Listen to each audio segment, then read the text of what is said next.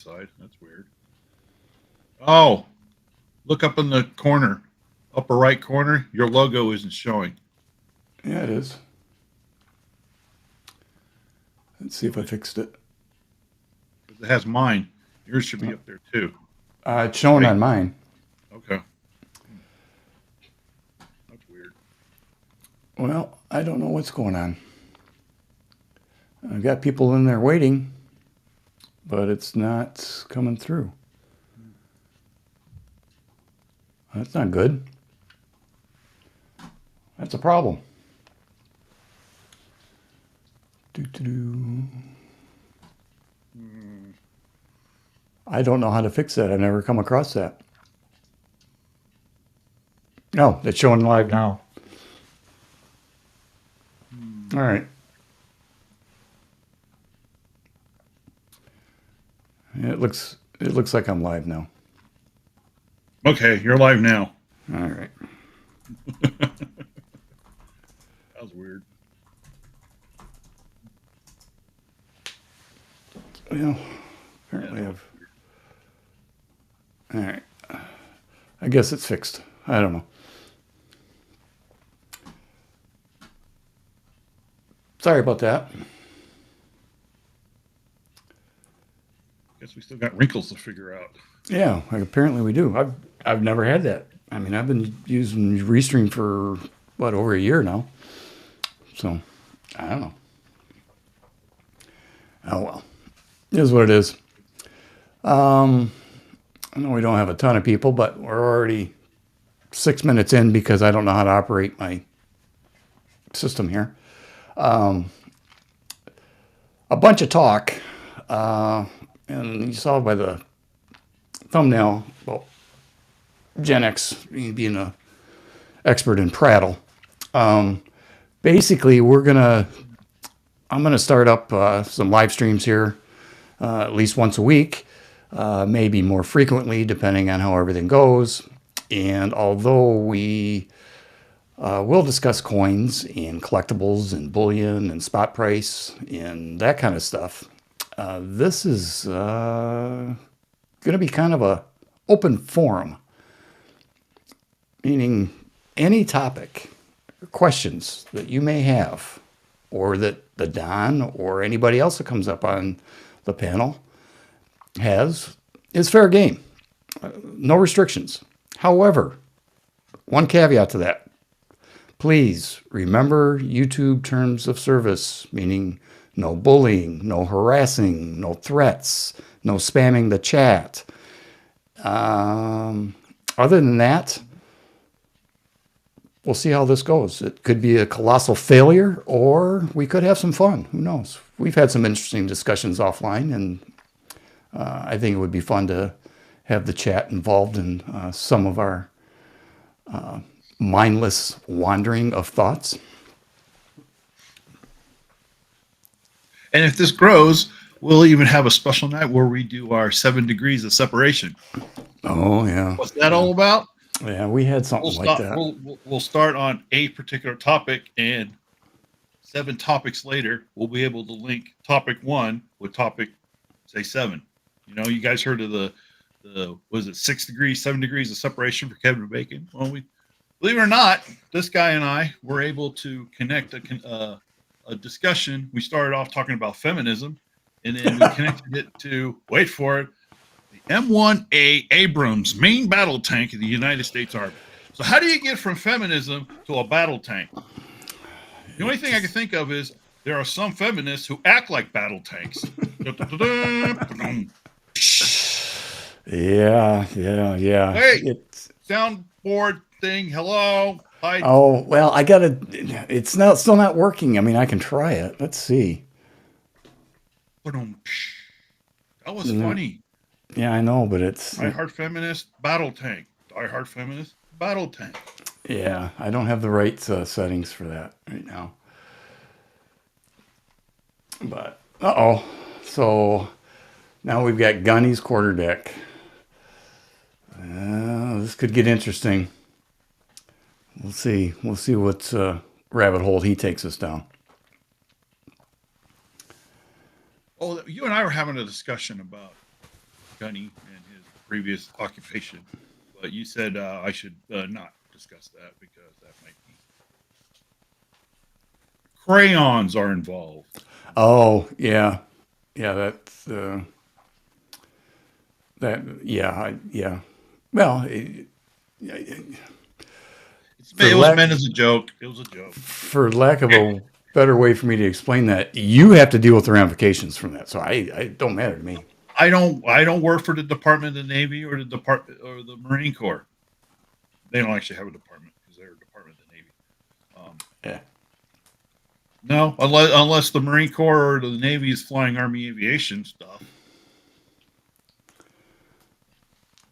All right. This is an interesting factoid. I believe that is an accurate statement. That the Titanic. I want to pose the question. So, United States Marine Corps, they are now entrusted with two particular devices I want to talk about. A land-based anti-ship missile that can be launched from FMTVs, which is just a fancy truck, right? So we're giving the Marine Corps, in essence, we're giving them long-range cruise missiles, and they're flying the F-35 Bravo variant of the Lightning II or the Joint Strike Fighter. So it's the short takeoff landing F-35. Okay, the F-35 is kind of known as the flying computer. It's got lots of computing power. It's totally Link 16 network. It can connect pretty much with any U.S. forces pretty much on the globe. As long as they got satellite, SATCOM, they can literally, an F-35 flying over 29 palms can talk to a U.S. Coast Guard cutter in the Chesapeake Bay. Yes, Okay. even the Coast Guard has Link 16. Okay. Because heaven forbid we go pew pew with somebody. Yes, the Coast Guard can be brought in to the Navy. It was done during World War II, and it can be done again, even though they're now part of the Department of Homeland Security. But anyway, Right. So how can we entrust these jarheads with this multi-billion-dollar equipment? I mean, we're talking about long-range cruise missiles, and then they're flying this supercomputer with jet engines. How is it the Marines can figure this out? Aren't they the crayon eaters? They're flying this advanced stealth jet. Marines. I don't get it. Well, I don't know. Gunny? Yeah, a Gunny has to address that.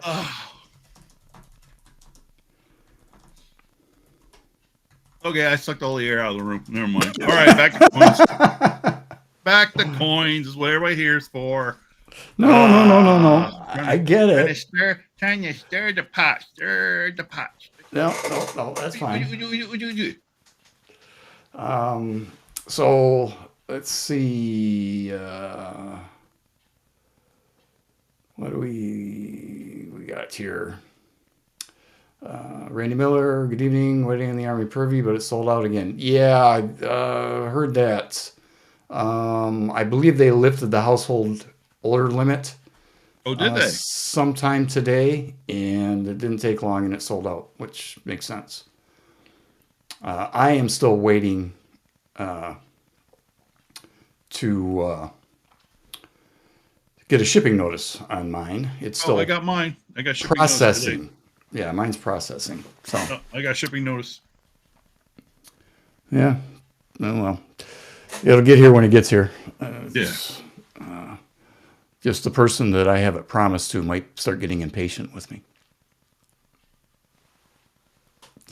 So, what did I miss? Yeah, I did, and I sent you a note or in the chat back gateway. If you could send me an email, genxcollectible@gmail.com. I know that there's programs out there to do that. If you could send me some information on that so that I could dig a little bit further, I'd appreciate it. What did Gunny say to your response? Well, Marines are low as hell. Well, okay.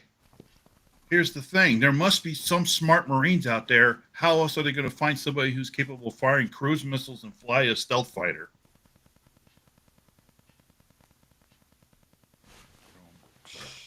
I don't know. Okay, this whole trolling Gunny's not working. Let's move along. Table it, move along. I'm trying to troll him, but no, the creative juices are gone. So it's just okay. Bad joke, bad timing. I love Marines.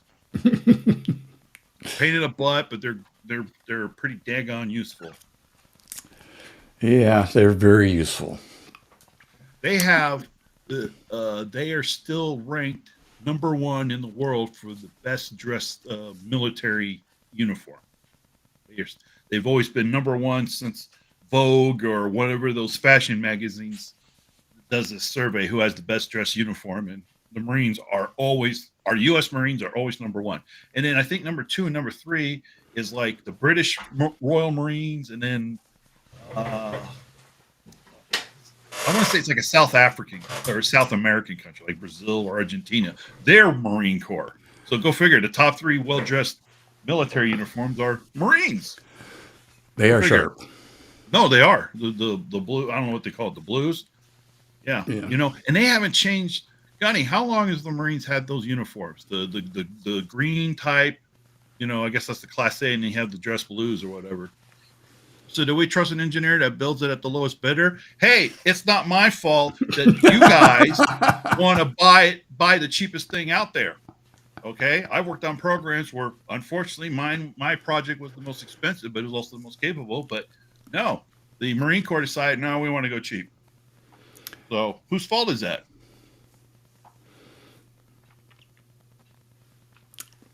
Yeah, I would know, but they do look sharp, Gunny. Andy Resnick, French Guards, and Andy can probably speak to them in native tongue. Yeah. He can speak, what, 18 languages? Yeah. Let's try to think of a language he can't speak. Swahili? I don't know. I want to throw out like a from the Far East, like say like Korean or something. He bet you he speaks Korean. He might. Yeah, I've heard that. Bad Gateway. It's possible. It wouldn't surprise me. I mean, the mintage is pretty low on it. Interesting, though, looking at secondary markets, there's a few graded that sold, and there was only one raw that had sold last time I checked a few hours ago.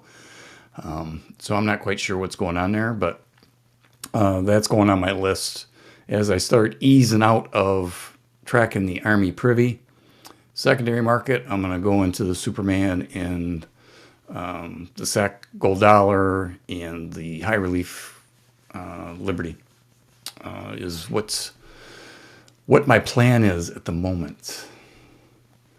So we'll see how it goes. Just English. Yeah, that the upcoming High Relief Liberty medal that looks really nice. Yeah, and they normally do, but this one does look cool. I don't know if it's as cool as the Bucking Bronco, but pretty close. The detail looks amazing on it with the sunflower and the bee or bug or whatever that's on it. It just looks cool. And it could be the geometrical design that's on it, So, Andy, I think Andy's lying to us. He says he only speaks English. I don't buy Just that. English? I know I'm not speaking English. I know nothing. Yeah, I don't buy it. So did you buy the gold sack? Me? No, I did not. No. Yeah, I did not either. And I think let me take a quick look.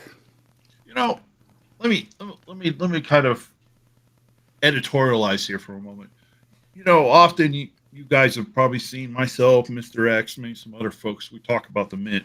Yeah, we might talk bad about certain products because we are, for whatever reasons. But on it, seriously, we want the mint to be successful. We really do, because the mint it's our mint. We're American, America, right? America. It's American mint. It's our mint.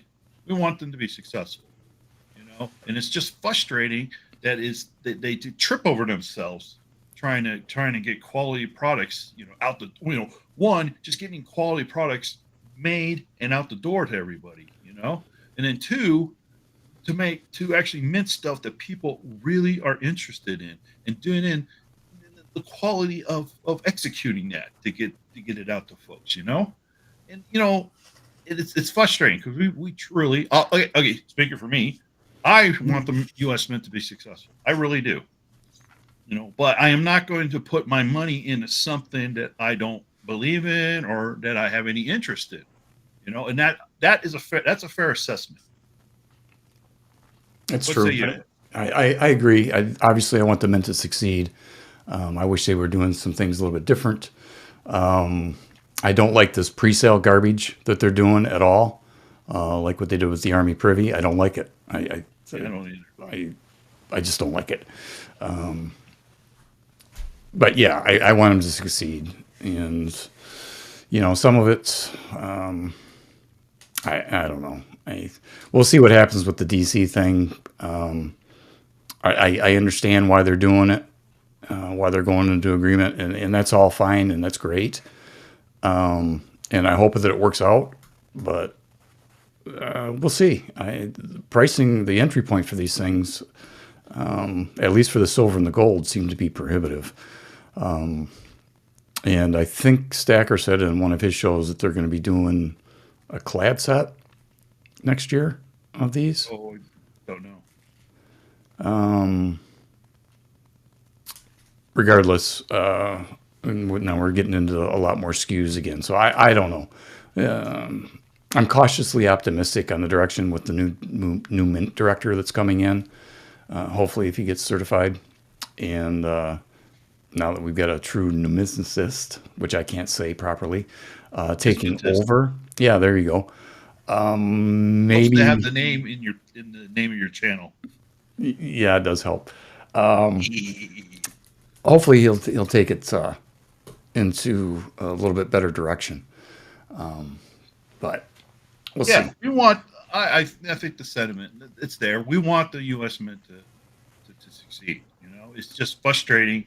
It's just about literally dollar and cents. It's all about the bottom line and the missing part, which I feel this proposed new mint director is. He's the kind of the heart of it, the coin collector, the numismatist.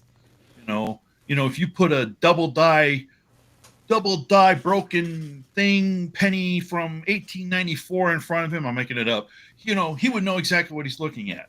That's the kind of person you need in charge of the mint, in my opinion.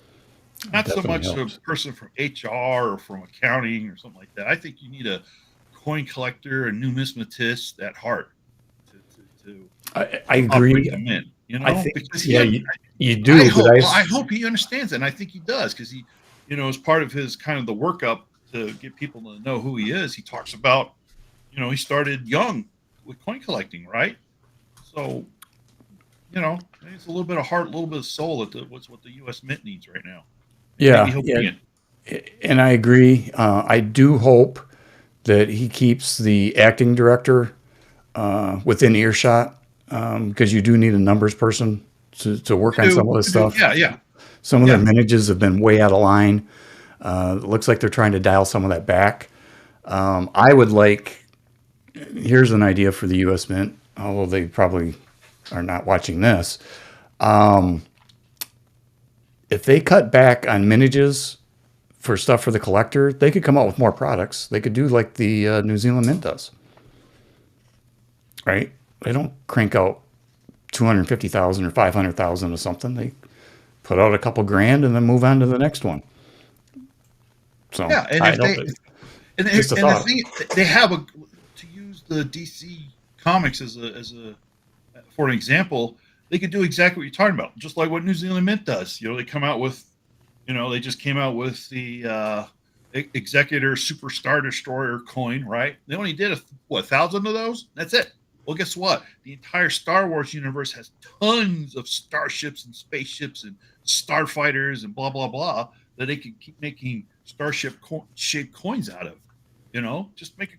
And you kind of feed you give the folks what they want, kind of thing, but you're not going to saturate the market in such a way that it pulls down any inherent collectability or rarity or anything like that. So you're kind of, yeah, it's a balance. You got to be able to kind of give the people what they want, but you want to keep it kind of give it a little bit of rarity and uniqueness that it boosts the collectability of it.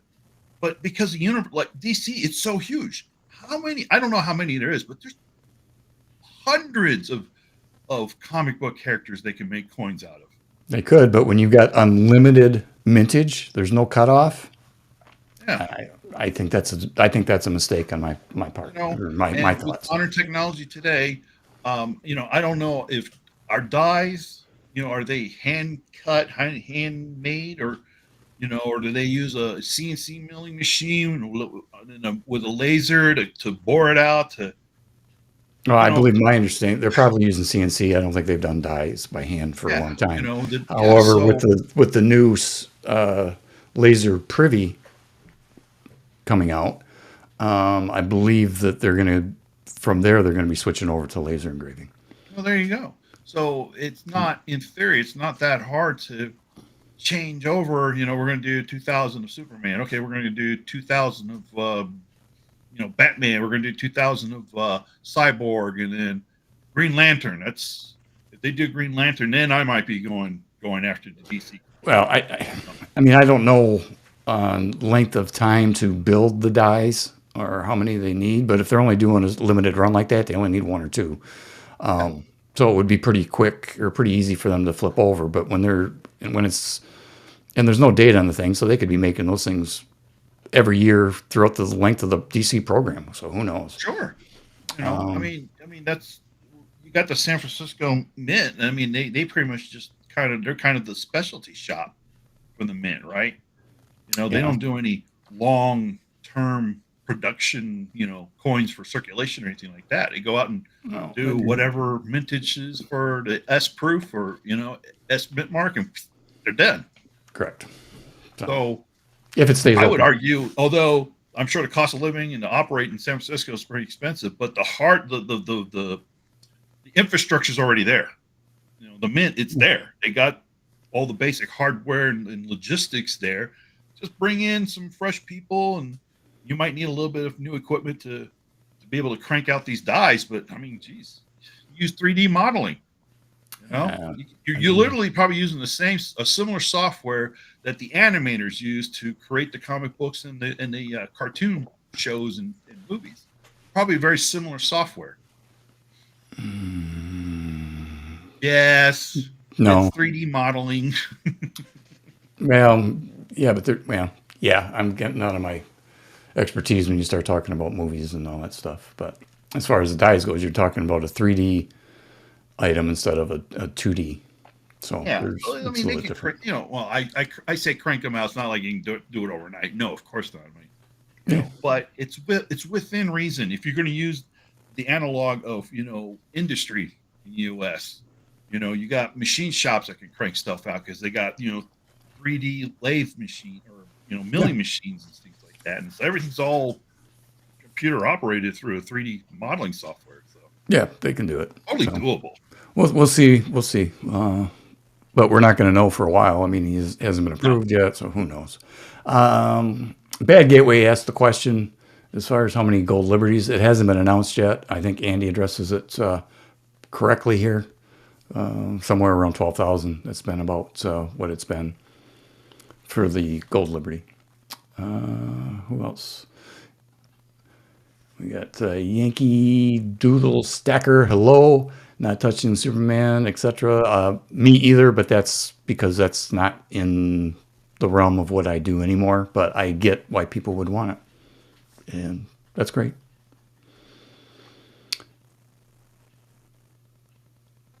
And follows up with American Liberty coins are always nice, though. Yes, they are, and they maintain and hold on or increase in value, which they have shown. Going all the way back to Bucking Bronco or before even. This thing? You actually pulled that out, huh? I told you, it's right here. It's right there. I have eyes on it. We'll say that for another time. Yeah, we'll save that for another time. Let's just say that that come up in a discussion offline, and he said, "I'll call you back." It took him about an hour, and he finally called me back and busted that out on me. That look what he bought, and I said, "Well, you just got a lottery ticket, buddy." They're selling in raw like that for quite a bit more than what they cost to buy, and I still regret not buying it. I had it, and I just couldn't. I bought the silver, but I didn't buy the gold. Video to collab video to follow. Yes, yes. Let's see, what do we got going on? What's Bad Gateway saying? Royal Canadian Mint produces a few hundred of upscale gold coins and 1 ounce gold. Yep, and that's. I think the mint should do. The U.S. Mint should do the exact same thing. It's no different than Perth Mint and everybody else. Those high end ones, make it limited. At San Francisco, it's the mint that can do the high end stuff, so to speak. Perfect. Yep, I agree. Yeah. I agree. Well, maybe that's what I need to do. I need to fly out to New Zealand or Perth and just put together, a proposal. And when the Department of Treasury puts out an RFP, request for proposal, I'll send them a proposal, and since I'm the American, I'll be the primary contractor on it, and then I'll sub out everything to Perth Mint, and I will draw up a plan on how we're going to Pertherize the U.S. Mint. Interesting. That would be cool. And that's your word for tonight, ladies and gentlemen. Pertherize. Pertherize.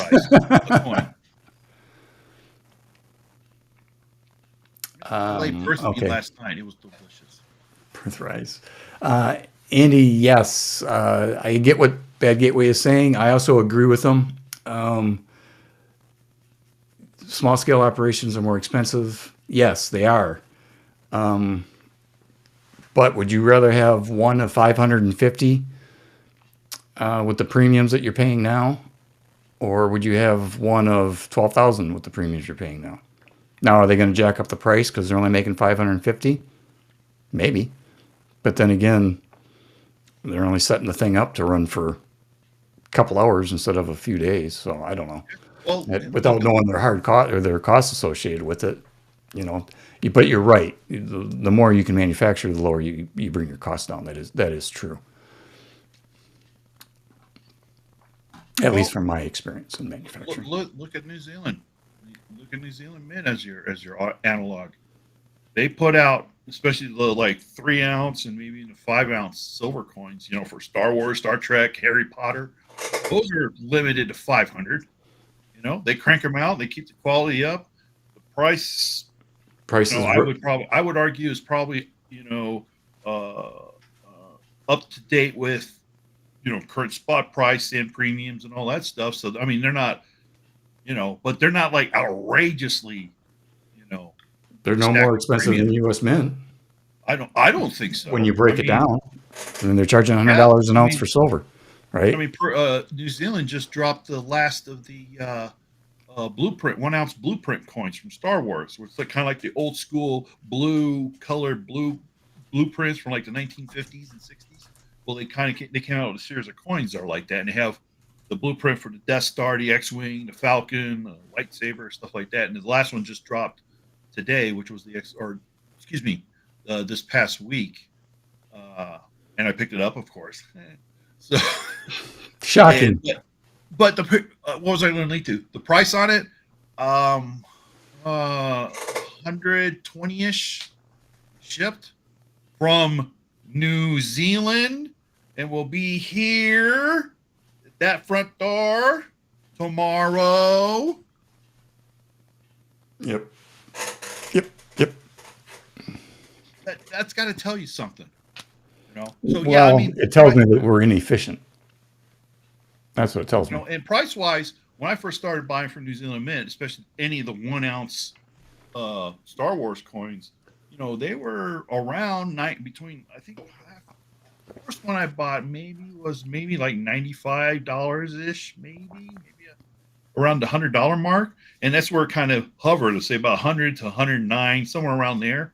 And then that spot's been going up. Obviously, it's gone up too, but it's not outrageously, in my opinion. I don't think. And in the 3 ounce coins, I think they were like hovering at about $2.99, and I think they're up to like $3.29 now for the 3 ounce variants if they do a 3 ounce version.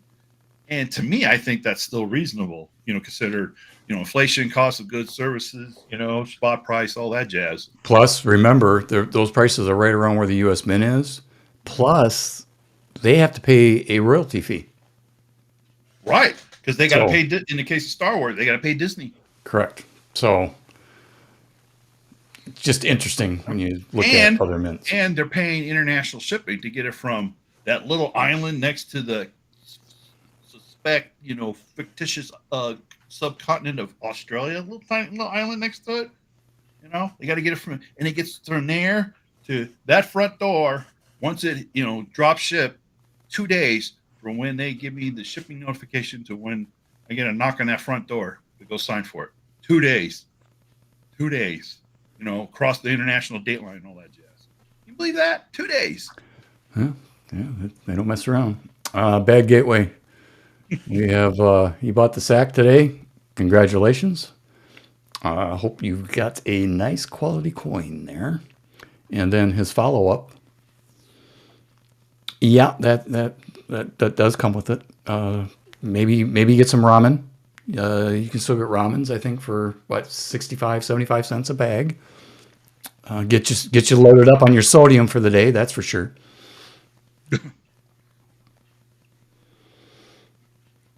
But that I think that's a good pickup if you're into the Sacagawea series. Yeah.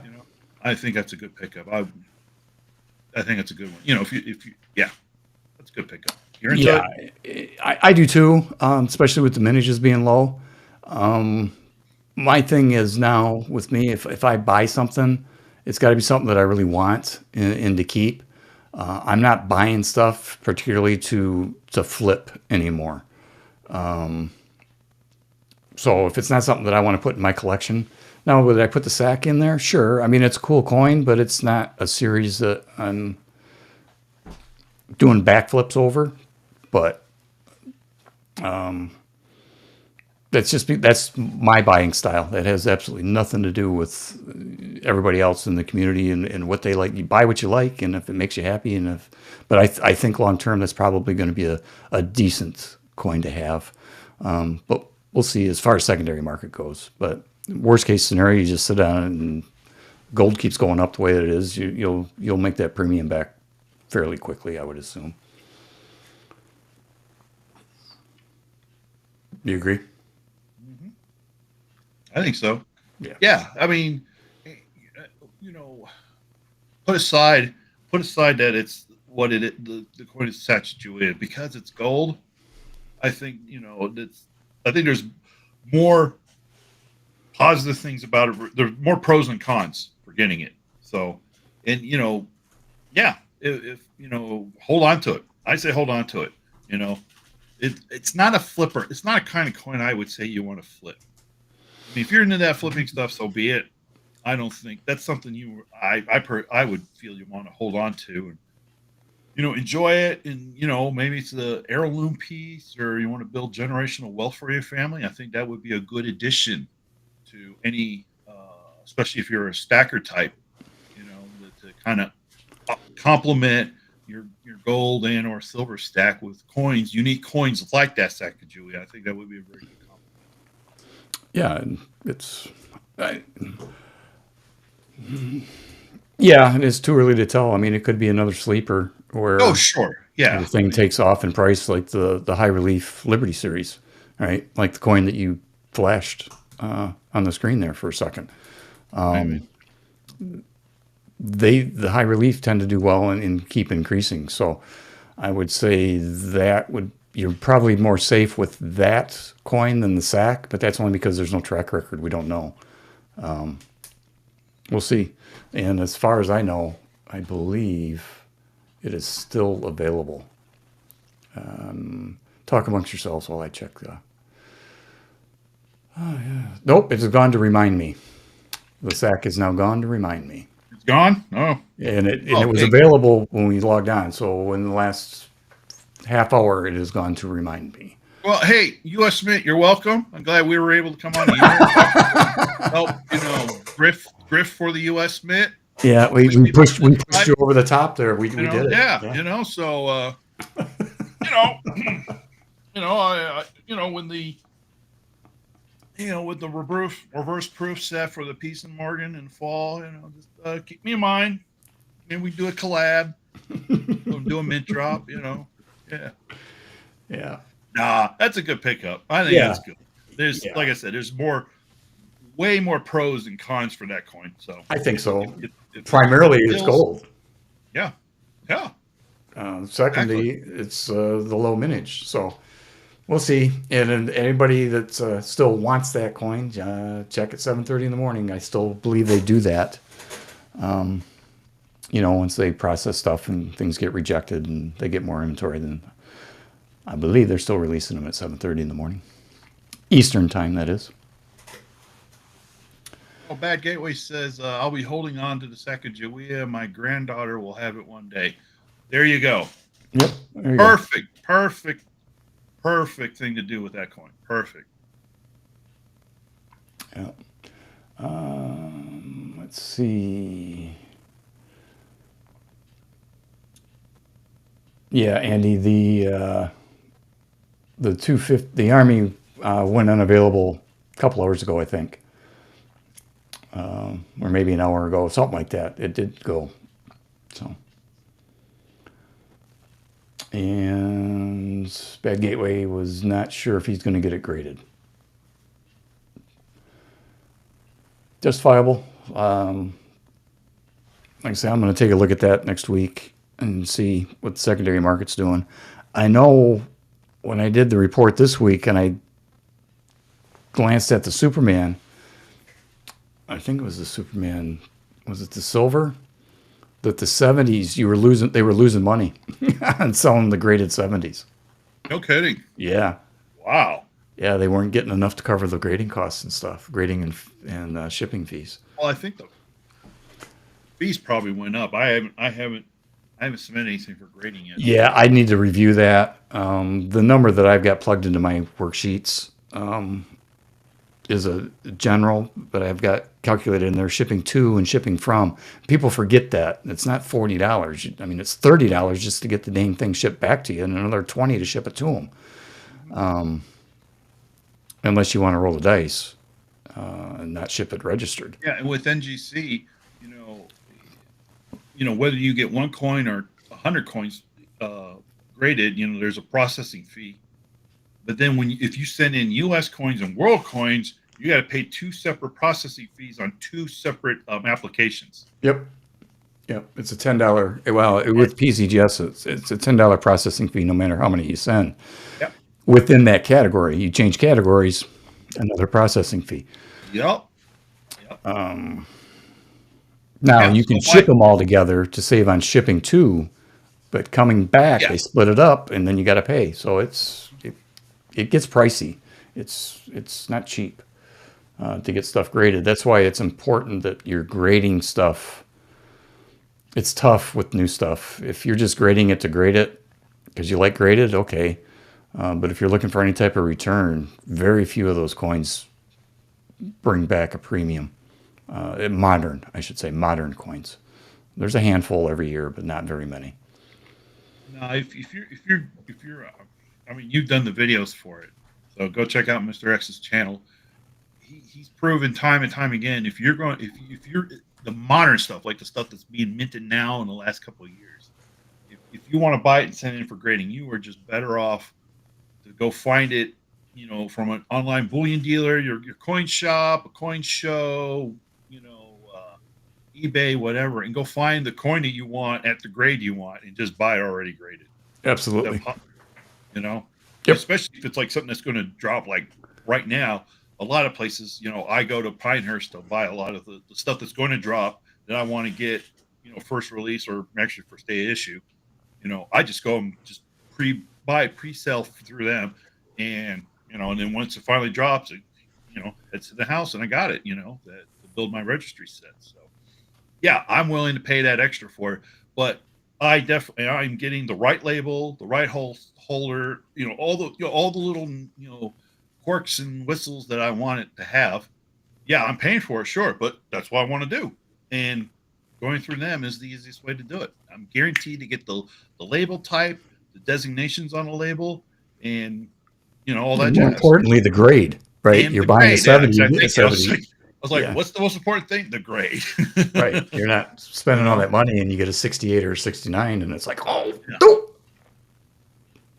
It's happened more than once. Oh, yeah. You know. Yeah. Now some of the stuff, there like the Star Wars stuff I have, yeah, some of it, there's very little to nothing out there that's graded. So that stuff I will be sending in for grading. Actually, I got a lot of stuff to get graded, and he knows about it, and might be some good content videos to make out of that. But what I was going to point out is, it's funny. I don't necessarily have to subscribe to to know when something drops, because I just go look at my playlist on my channel. And if for those that don't know, I created a playlist of how to submit your coins to NGC for grading. And every time there's a mint drop, in the top 5 videos, at least 2, maybe 3 of them is how to submit your coins to NGC for grading. And that's so nice. It's called evergreen material, people. So my plan is to make a similar series just like that on how to submit coins. Yes, I'm going to do it. I'm only going to do it 1 year, I think, just 1 year. But I'm going to do how do you submit coins to PCGS for grading, and I'm going to section it off into individual videos, just like I did with that one with the NGC. And I think they'll do well. Yeah, I'm sure it will. There's other guys out there in the space that made videos, but they're like one video that's 20, 30 minutes long, and they're doing the same thing I did, but I broke it down into 4 or 5 little videos, and yep. that helps with the playtime. So yay me.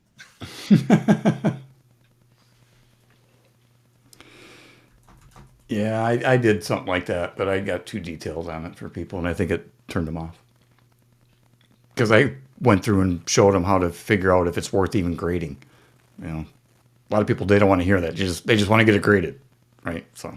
I made no claims on there saying I know this is a 7. I don't know anything. I'm just like, here's the form. You put in this blank, this blank. This section means this. This means that. Oh, if you have this, put this here.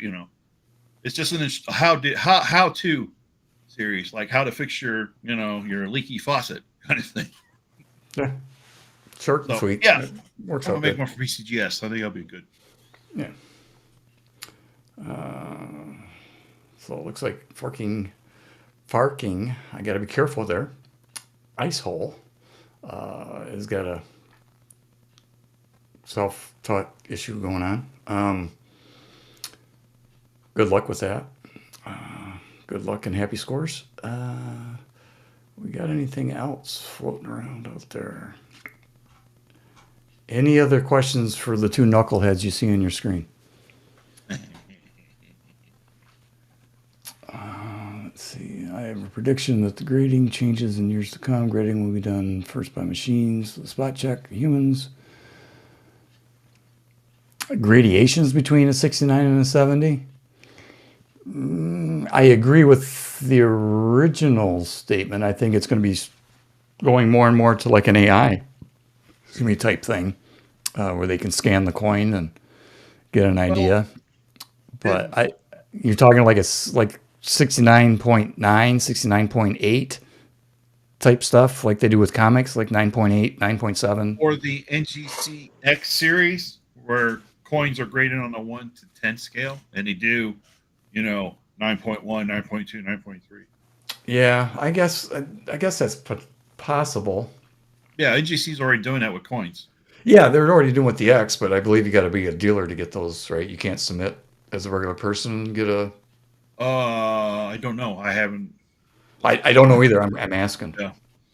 I think that is a. Last time I submitted coins, I think it was last year, and as far as I remember, it's still 70. Sheldon, T-O-N, right? Sheldon's. Yeah, Sheldon's.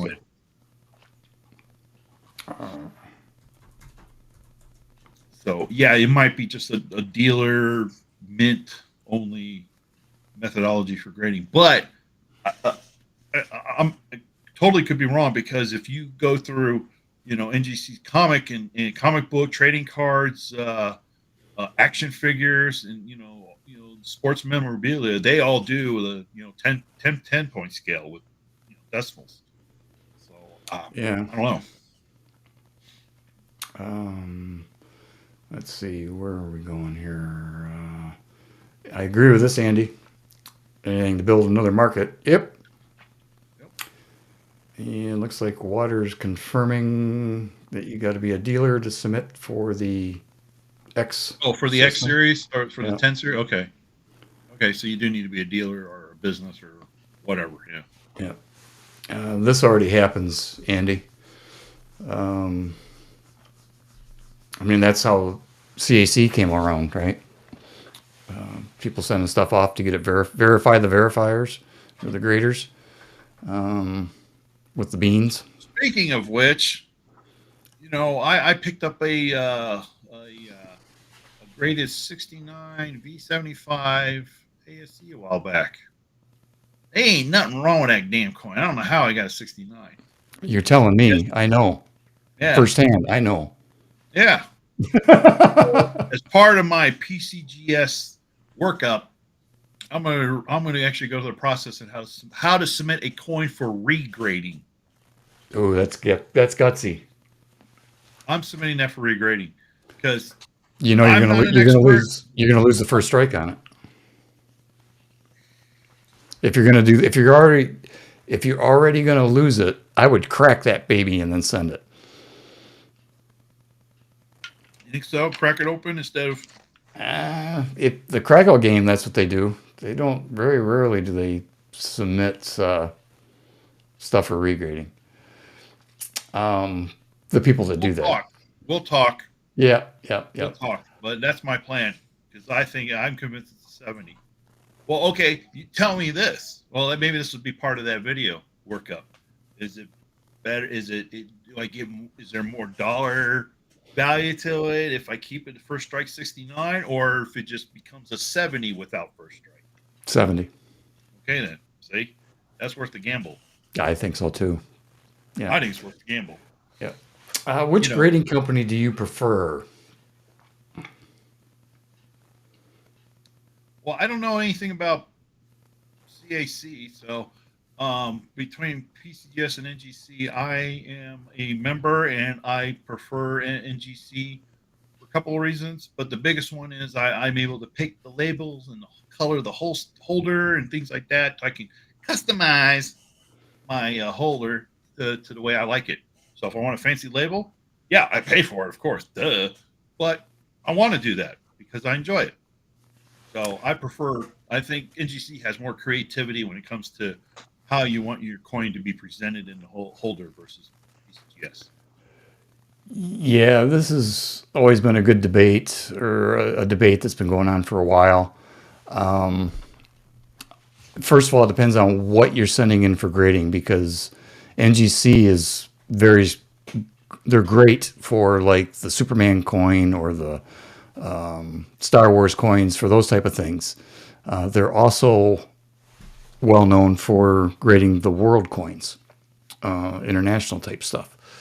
For the long time, people would say, well, PCGS has got a greater return if you go to sell it than NGC, and that was true in some instances, but that has shifted recently.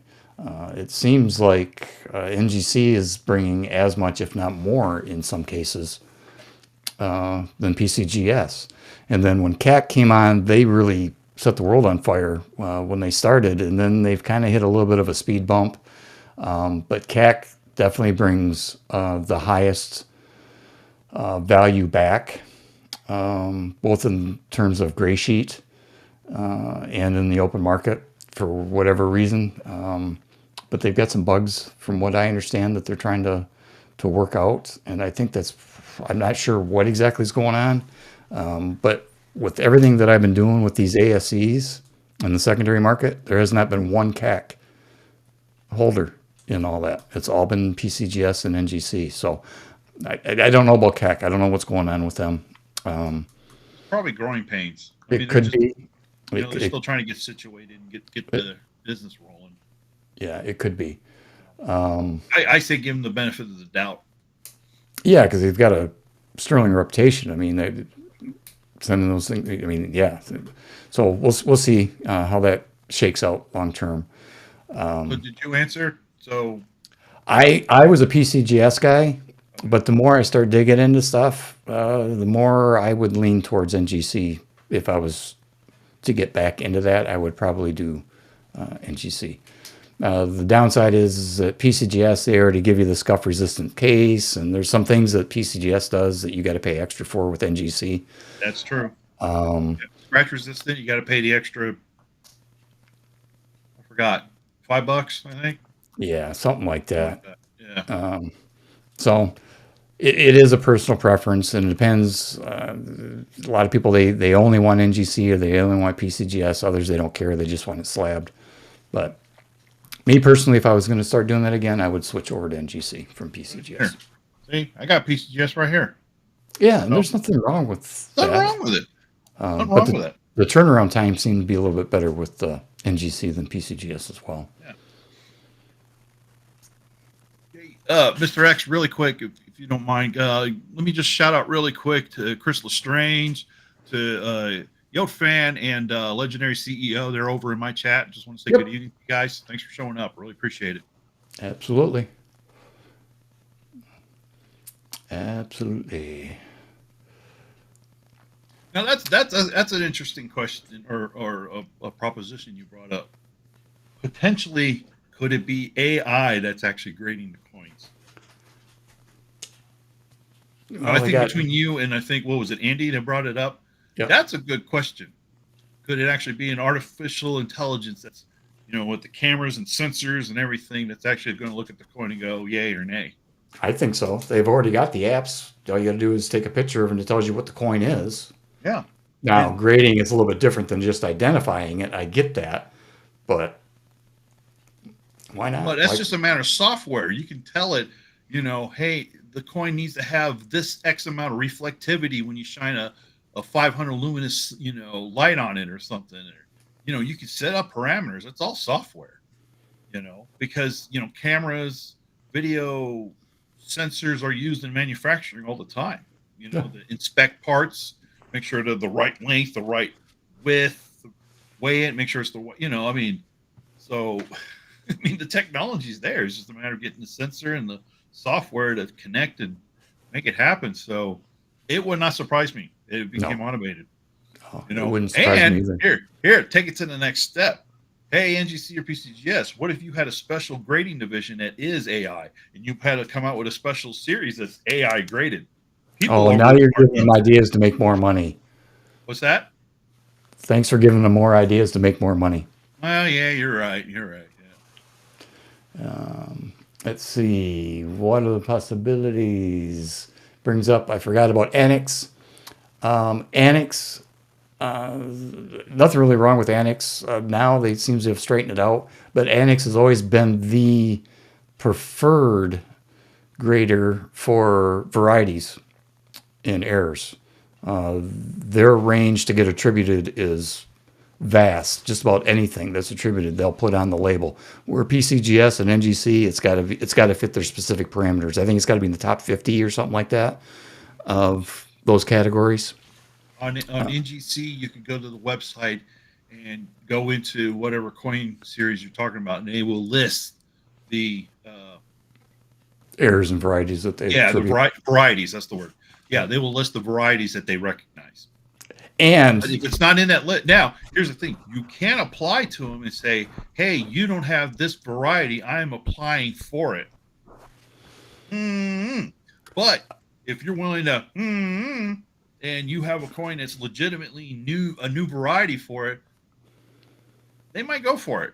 But that's a lot of work, and well, even worse, I've heard stories of people that sent in wanting the variety or the error attributed.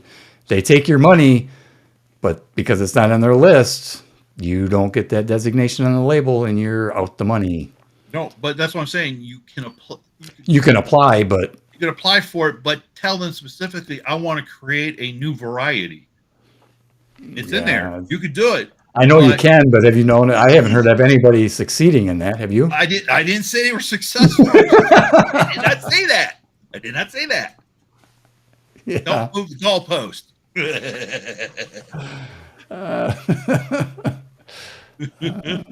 Let's see what's Andy doing here.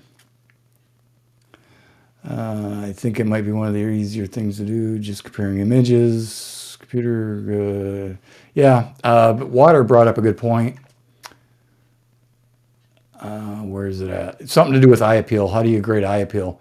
Technically, you're not supposed to grade like toning and stuff like that. I mean, yeah, the eye appeal.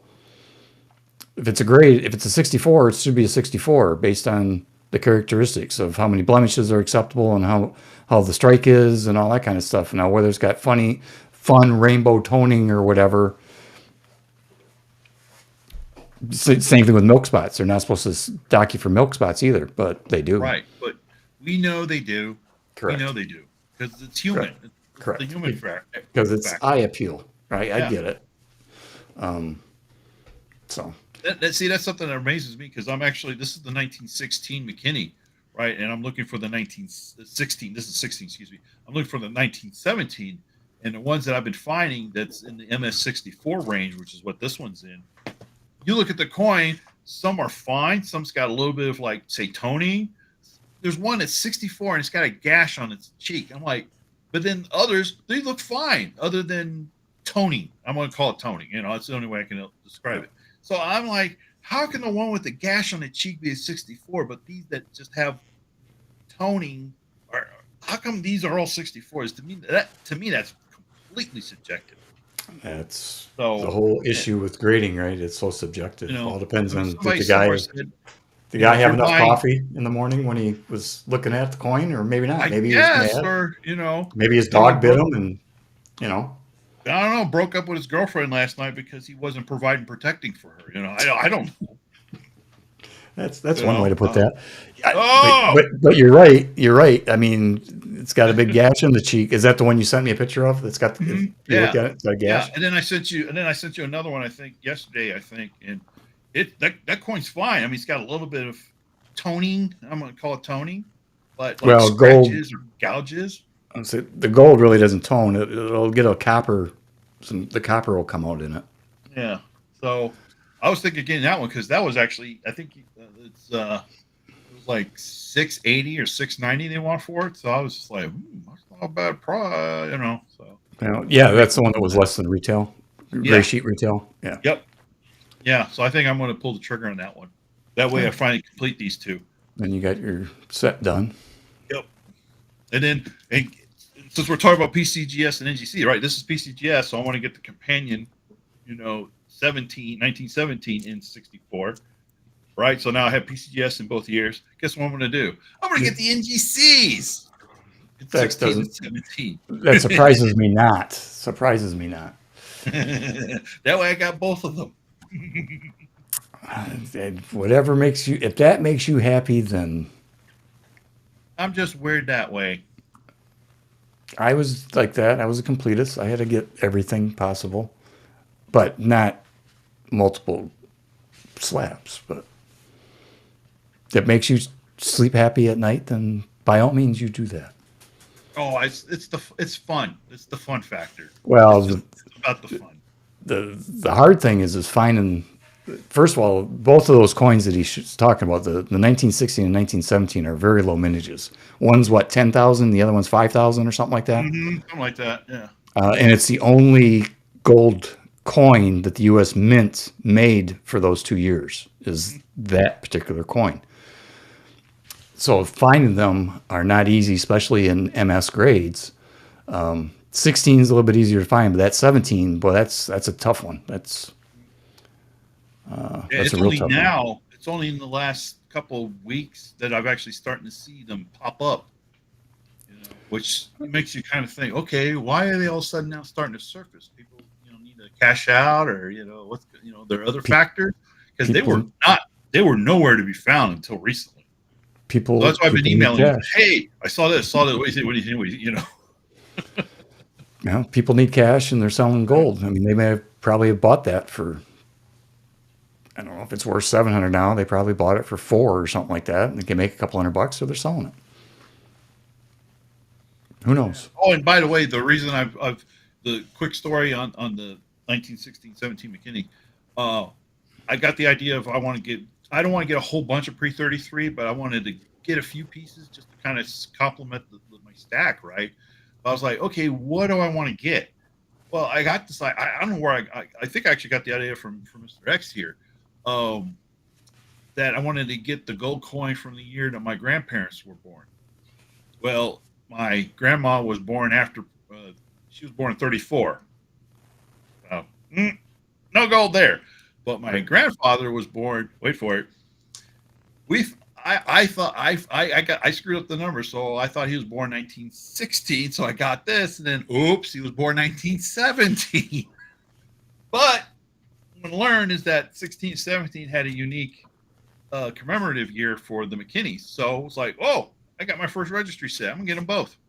Ta-da! So that's where this came from, and that'd be a good topic for another stream. Is talking about pre-33 gold. Is it how does it relate to you if you're a stacker? How does it relate to what you're stacking? Is it complement? I'm going to use got to be very careful with this word, but investment. People look at like a comic, like old comic books or a painting or something as an investment piece or something like that.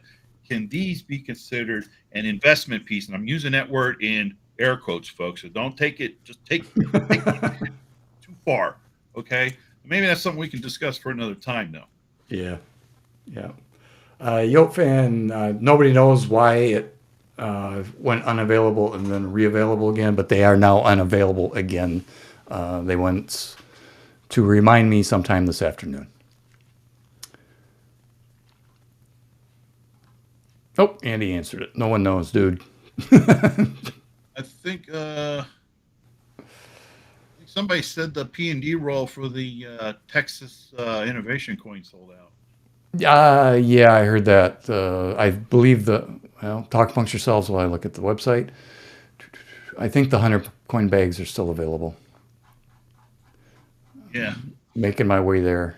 Yeah, that's nice. Yeah, I went ahead and got a P&D set myself because I'm a big NASA fan, and on the coin where you have the astronaut in it, where it says United States of America, it uses the 1976 NASA font. So yes, both the rolls, all the innovation dollars that has a NASA theme on it, all of them use that 1976 commemorative font from NASA. Yep. And the rolls are gone. The bags are still available for both P and D. So only the bags left? Yeah. Yeah. Yep. Well, if you buy the bag, you will at least get most of your money back because it's like what, $123 or something like that for a bag. $123.50. And there's $100 in the bag, right? 100 coin bag. So yes, $100. Yep. So it's $100. So you're out $23. If you go take the bag, cash it in if you don't like it for whatever reason. At least you get most of your money back. Or if you want to work your tail off, you can list them on eBay for $3-4 a piece and make a little bit of money. Yeah. That's a lot of work. Yeah. And they on the rim of the coin they say was an American Innovation dollar. It's stamped, so they actually have a position A and a position B, and there's people out there that actually want 4. They want a P and D with a position A and position B.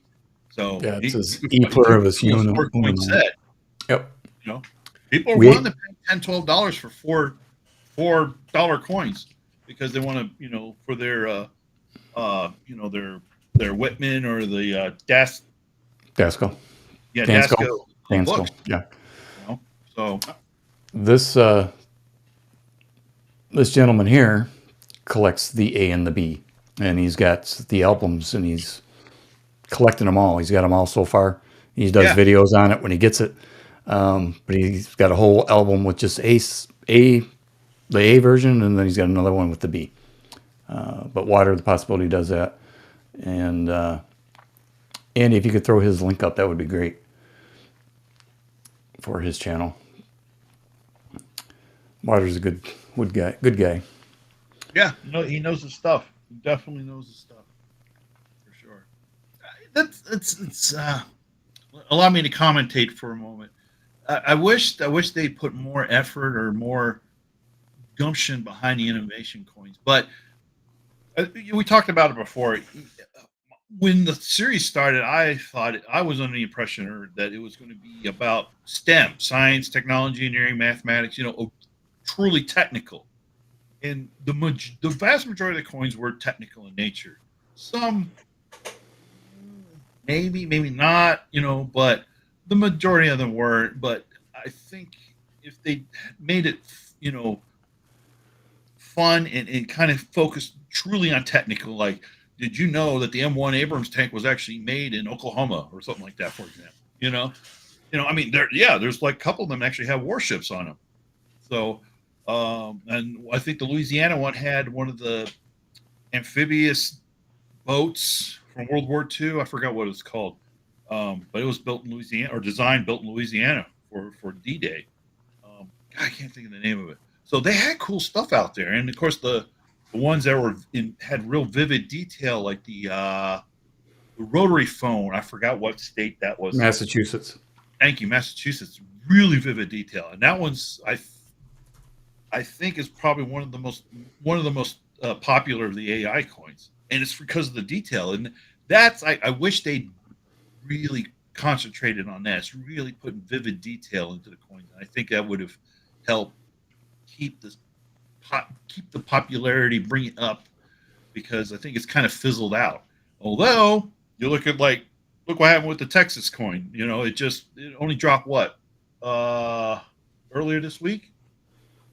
And the P&D the rolls are gone, so it won't be long before the bags are gone either. But people want that detail. It's all, literally a full astronaut in a spacesuit. So and they use the NASA font. So yeah, I wish they put a little bit more into it. So I'm I'm disappointed that they're going to stop the proof series in it. But it's the Higgins boat. Thank you, Higgins boat. Yeah, this is disappointing. I mean, I understand because it's kind of a business sense because they got to prep for next year's centennial coins. But it's a little bit of a disappointment for me. So yeah, I do collect the innovation, but pretty much I just did the proof set, which now ends this year, and then I guess all that's left is the reverse proof. But I did get the Texas one, but that's because it's a NASA, kind of a NASA inspired coin. So. Yeah. Yeah. I agree. The Massachusetts one, I believe, still brings a big premium. Oh, he's gone. But I think that the Massachusetts does bring a premium in the secondary market still. There's only a handful that do, and that's one of them. Yeah. It's too bad they couldn't make it out of silver. Well, I think that, I've said it before. I'm not sure if I said it where I said it, but the only way that program was going to get any legs and be popular like the quarters, the state quarters that revived coin collecting, but that was because they were in circulation. Innovation dollars are not in circulation. No. If they do away with the $1 bill and put out the innovation dollars, they'd be a bigger hit, in my opinion. But what do I know? I'm just a grumpy old Gen X guy. Yeah. And by the way, the Texas one dropped on the 29th. 29th. Okay, that was Thursday, Friday last week? No, it was Monday? It was Tuesday. Tuesday. Okay, yeah, Yep. Tuesday. Oh, there you go. 48 hours. The P&D roll's gone. Yep. Yeah. What do we got here? It's not hitting there. Oops, wrong one. Hitting the wrong column. Yes, Yoke fan. They are still going to do the reverse proof and the rolls in the bags, but they are no longer doing proofs. Yeah, no more proof This is sets. this is the last year. Now, will they bring them back with the mint? Who knows? Oh, Jack, just say again for Jack because he just posted said, yeah, the last of the regular proof of the American Innovation is this year. This will be the last year for the proof set. Reverse Right, proof, we can continue doing till the end of the series, I assume. right. But Just the well, innovation dollars we're talking about, yeah, not yeah, not the regular proof set that you're thinking. It's just the yeah, innovation dollars. yeah. And this, by the way, this is the last year of the American Women's Quarters, right? Yep. 2 years ago was the last year for me.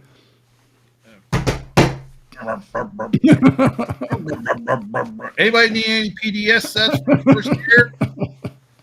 What do I Oh, have that's right. over You there? have some, don't What's you? over there on that table? Oh, maybe people. Yeah, that's right. You have some of those.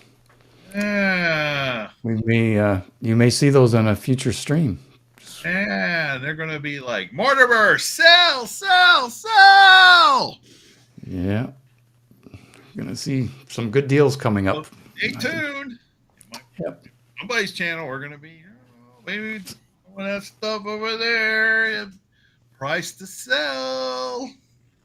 Now, the running joke between some of us in the private chat is the Don here likes to order stuff, like all of us do. However, most of us are normal human beings, and we open the package when we receive it. The Don, I think, likes to collect the boxes, and he's got stacks of boxes that he hasn't opened. How many years worth do you have? If you don't mind saying, I mean, I know this is getting kind of personal, but how many years worth of boxes do you have there? Going back 4 years, maybe? How long? On some cases, not all coins. Some of them you open up, but would you say 4 years old still in the shipping box? Yeah. I still have the limited edition silver proof set from 2022 in the original box from shipping from U.S. Mint. Yeah. So he collects a little differently than most people. Yeah, but I stopped that bad habit. Yeah. Hey, I'm going through it. I am actually going through it. It's slow but surely. But I'll get a text. When did they issue this again? Well, this guy was starting giving me hack. He was just like, we were talking about those, the Liberty coins, and I told him, oh, I think I got the Bunky Bronco. He's like, you did not get that. He was complete denial. And He never told us. He never told me. I didn't tell anybody. I was a little embarrassed to say I actually spent the money to get that coin because I didn't know what I was doing. When I first popped on the scene, this was back in 2021, right? So I just started this channel and everything. My channel, I didn't know what I was doing. I just like, oh, that's a cool looking coin. I like it. So this is a perfect example of a blind squirrel, right? Finding a nut once in a while. Because what was the issue price on that? 2,400 or something like that? Hold on. Bright light. Stand by. Now I'm gonna have to bring up something else. If anybody's in the chat is not aware of the situation with this particular coin, we're gonna spill the beans right now on it. 27.15. 27.15. Oh no, and then $4.95 for shipping. So total with shipping was $2,719.95. Which was a lot of money. The coin, back then. the coin by itself, $2,715. Here's the original. All right, and that was 2021, right? Mm-hmm.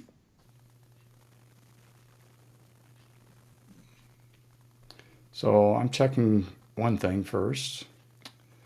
So spot price in 2021 was $1,799. So that was an expensive coin. Yep. Now it fluctuated up and down, but that was the overall average, around $1,800. And you paid 27, right? That from the mint, direct from the mint. Yep. Yep. Here, literally got the receipt, as people say. Got the receipt right here. Yeah. Now, a lot of money back then. What do you mean back then? That's still a lot of money. Well, yes, I was trying to. I phrased that wrong. Yes, it's a lot of money now, but it was A lot more money then. it was not an inexpensive purchase even back then, I guess.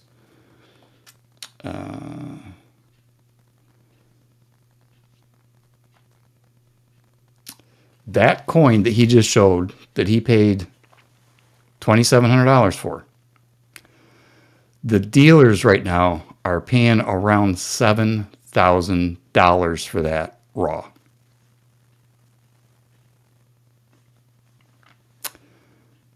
Retail for that is around $8,700.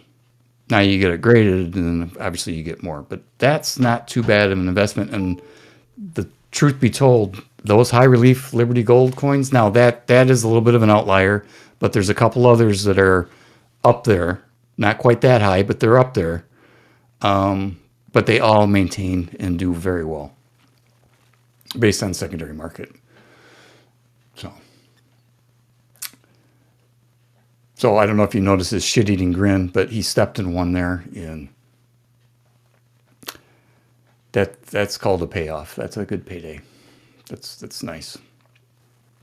Beto, yes, the silver one was very nice. I had the silver one. I had the gold one in my cart. I just couldn't pull the trigger, and it only cost me what, $5,000, $4,500. Nah, not bad. Oh well. But that's the thing. You just never know what's going to hit. We could be talking about the same thing. Interested, you can talk to me offline. What he told you how much? Yep. Told you. So, if you want to get it before I take it to the show. Yep. And the same thing could happen with the SAC gold dollar. I don't know. The high relief Liberty. If I was to gamble, I would gamble on the high relief Liberty that's going to come out over the SAC for that type of increase. But you really don't know. And there's normally one or two coins, one, maybe two coins a year that do that. And it tends to be, like last year, it was the high relief Liberty and the flowing hair. This year, it appears to be, don't know yet. I don't think anything's really come out to gone gangbusters. Now, yeah, the Army Privy's doing okay. But nothing with that type of return. No, it's got something to do with being ultra high relief.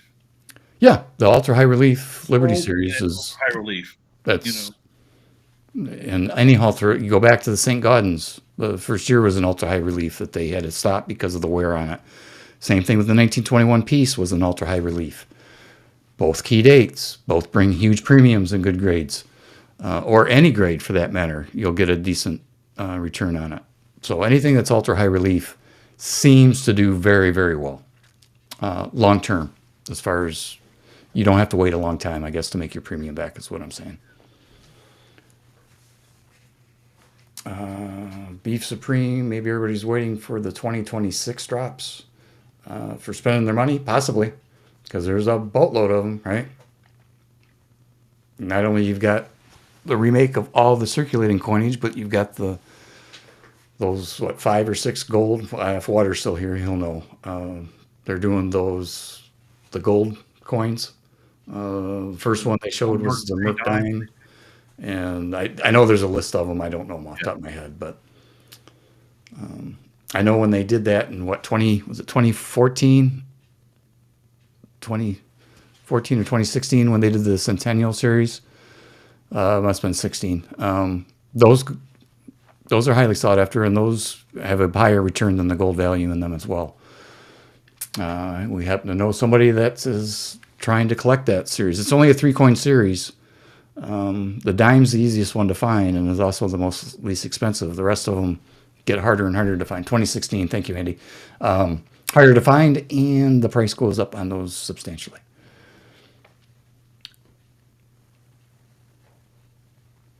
Yote fan, Andy, is the proof set coming out this year? Should a person buy the last year's? Are you referring to the AI proof set? Well, they always say the first and the last, right, Don? That's the ones you want to have, is the first and last? Generally speaking, yeah, the alpha and the omega kind of thing. Yeah. Yeah. So time will tell on that. I mean, that's what I've been getting. I mean, yeah, I bought a bunch of the rolls and stuff back in the beginning, at least the more popular and the more vivid, detailed American Innovation dollars. But I just, at some point I was like, okay, these don't appeal. I don't like, it just didn't appeal to me. So I just stayed with the proof and the reverse proof set for the Innovation dollars. Yep. So, yeah, I would. They're relatively inexpensive and they're presented pretty well in those lenses. So, I wouldn't fault anybody having them. I have them. I got, I buy one of each every year. So, Yeah. So, I mean, that's one thing. The other thing would be the proof set, because it's going to be the last, as far as the circulating coinage, it's the last of the Kennedy, the way that Kennedy is supposed to be, correct? yeah, they're changing the. I don't know if it's obverse or reverse, but they're changing one of them.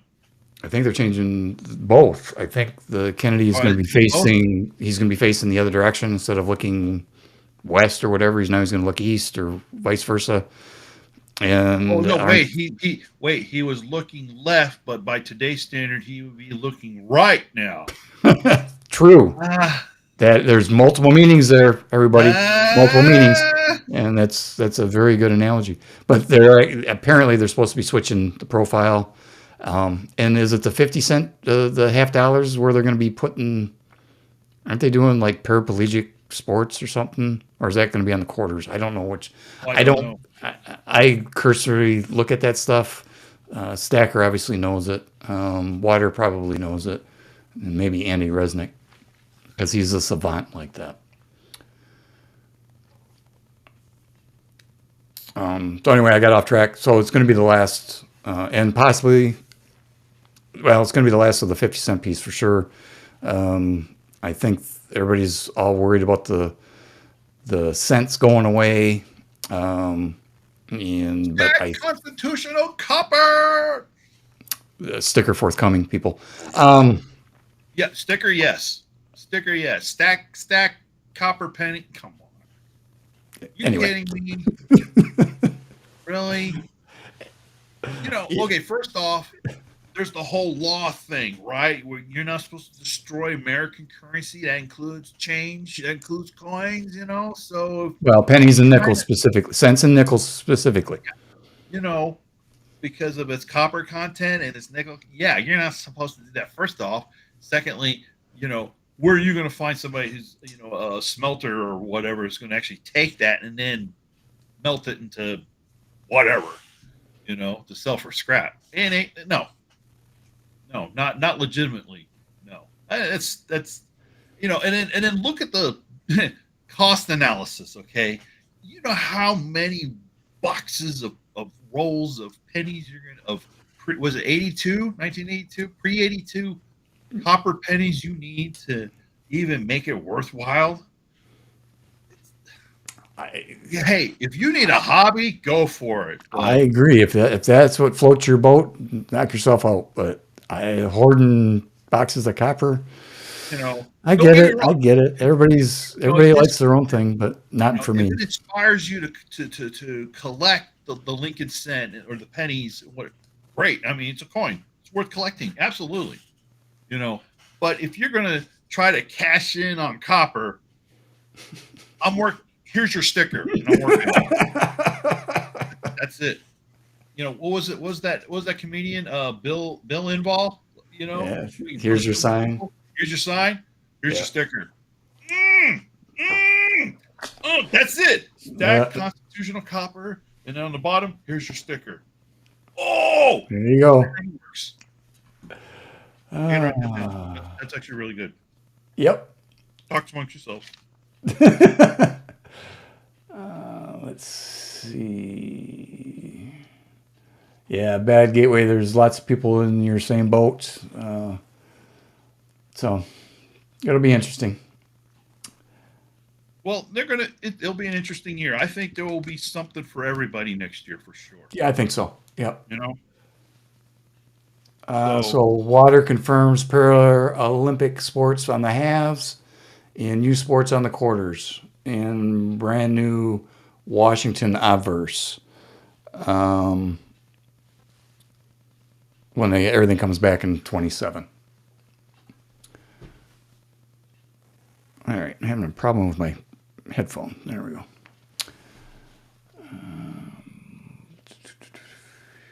Yeah, Andy, I did see something about a nature series, but I'm not sure when that's coming up. I think it's after.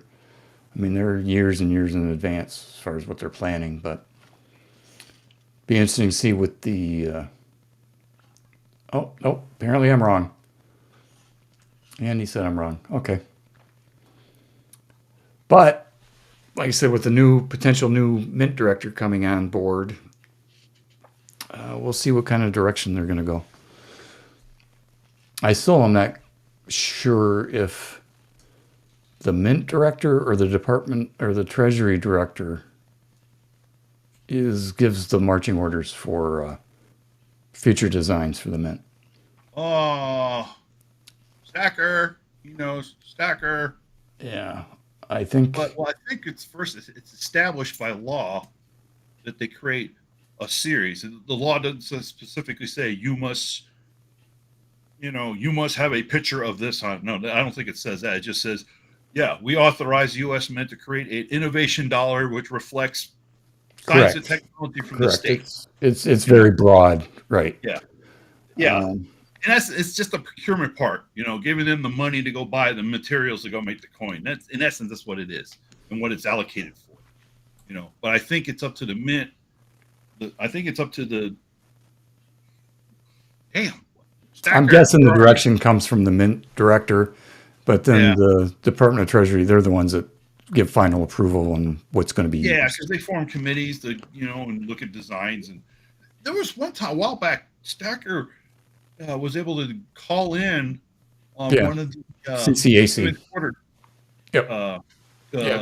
conference calls. Yeah, there's two groups. There's the CCAC, and I can't remember, and somebody corrected me the other day. There's two committees that submit proposals for coins. That goes, and then from there it gets forwarded on, and the ultimate decision is the Department of Treasury.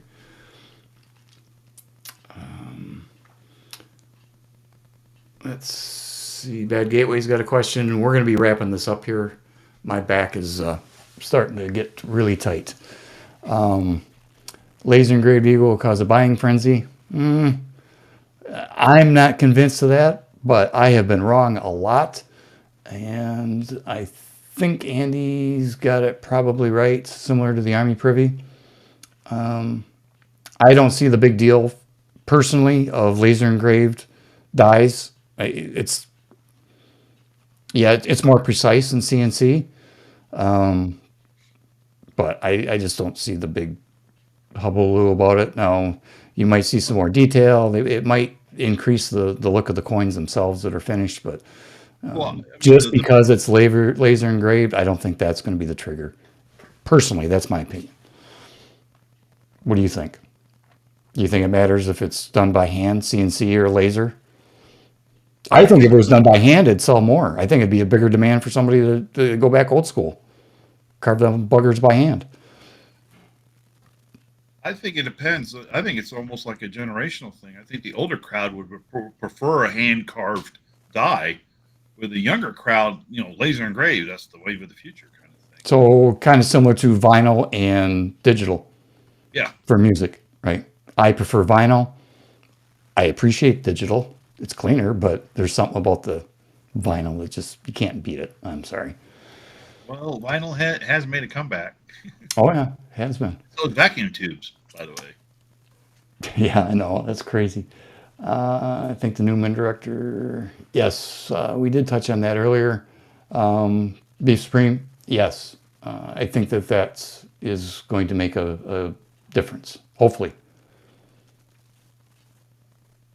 Jack, you missed it. They went unavailable, buddy. They were available until right after we started the show, right? So from noon until about 7, quarter after 7, 7:30, somewhere in there, and then they went available. So I would check tomorrow morning.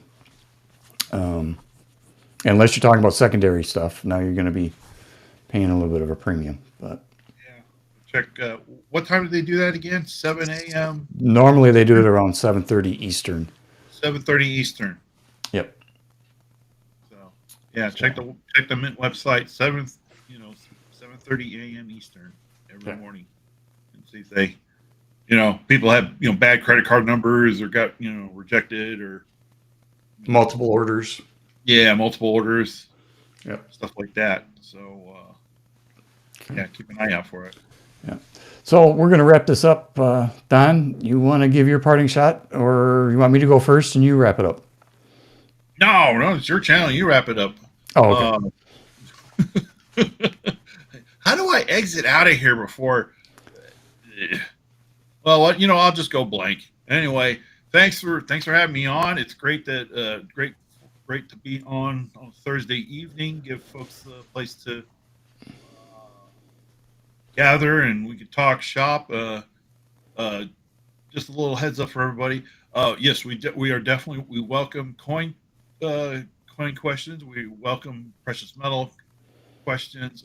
But we're also going to branch out and do some other things too. But tonight, it's just about getting the community back together on a Thursday evening. I think mission accomplished in that regards. We're going to continue doing this. So I'll have my show Sunday nights, and this will be Gen X's show on Thursday nights. And we're also planning on just doing improv pop-up live streams just here and there, just for people to get together for 30 minutes, maybe an hour, just to talk about the weather or whatever, just to get together and just talk, and no set agenda on anything, just chat. And if we haven't been obvious, we will be doing some kind of buy it now sale soon. I'm just put it out there. So no question. Yes, we'll probably do a couple of buy it nows during this year. Okay. So yeah. So thank you, sir, for having me on. Thanks everybody in the chat. Thanks for being on our channels, both our channels. Please subscribe to both our channels if you can. And with that, obey the laws of thermodynamics. And if you can break them, call me, because we can make a lot of money. Thank you, Mr. Boulay. And yeah, same thing that Don just talked about. Appreciate everybody coming in. Just threw something up quick to get together and chat. And he's right. Because of the community, we enjoy talking coins and different things like that. But we're going to branch out. And if you got other questions going forward, just throw them out there. We don't care what it is. We'll talk about anything. So again, thank you, everybody. Thank you, mods, for joining and the good conversation. We appreciate it. So until